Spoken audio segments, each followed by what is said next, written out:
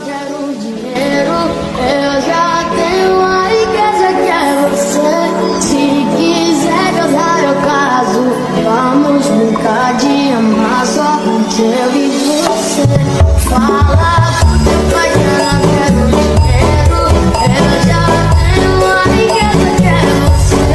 Se quiser casar, eu caso. Vamos brincar de amar só eu e você.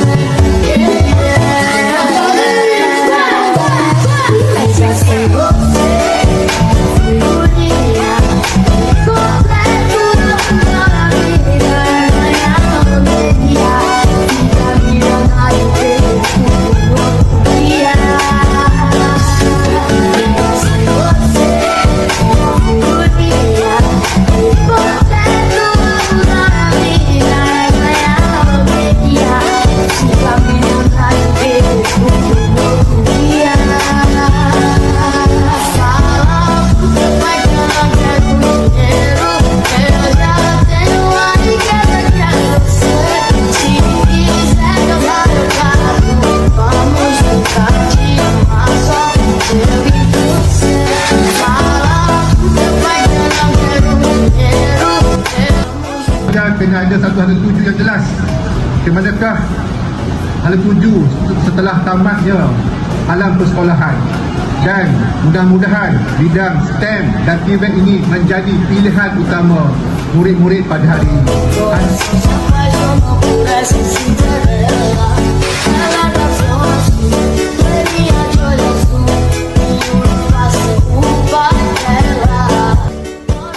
Pada pendapat Prof, kenapa STEM ni penting untuk pelajar?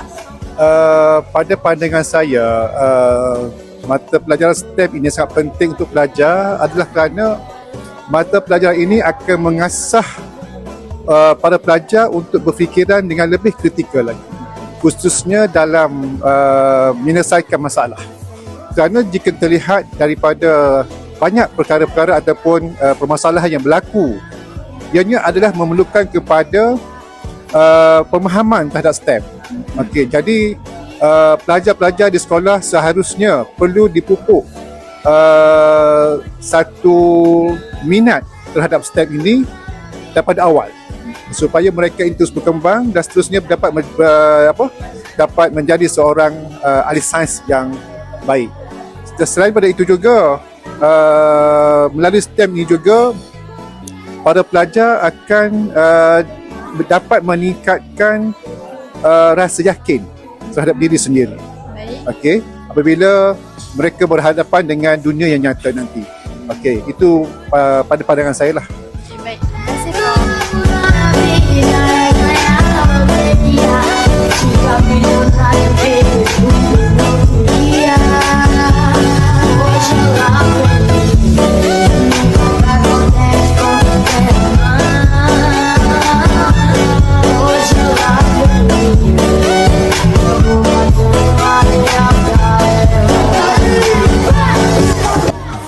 Sekarang saya bersama dengan pelajar dari SK Seri Kundang Kulang. Jadi boleh tak korang ceritakan sikit pasal projek korang ni? Oh, ini ialah kereta kami. Nama keretanya ialah RC Mobile, RF Mobile, Rubber Force Mobile. Ini ialah projek kami. Ia diperbuat daripada tiga jenis batang, tiga saiz batang, iaitu batang bersaiz besar, sederhana dan kecil. Roda ini pula diperbuat daripada penutup bekas kuih raya, dan kami meletak getah supaya dia grip dekat lantai. Ini takal ganda. Getah kami akan gunakan getah tarik takal supaya dia berjalan. Itu je. Terima kasih.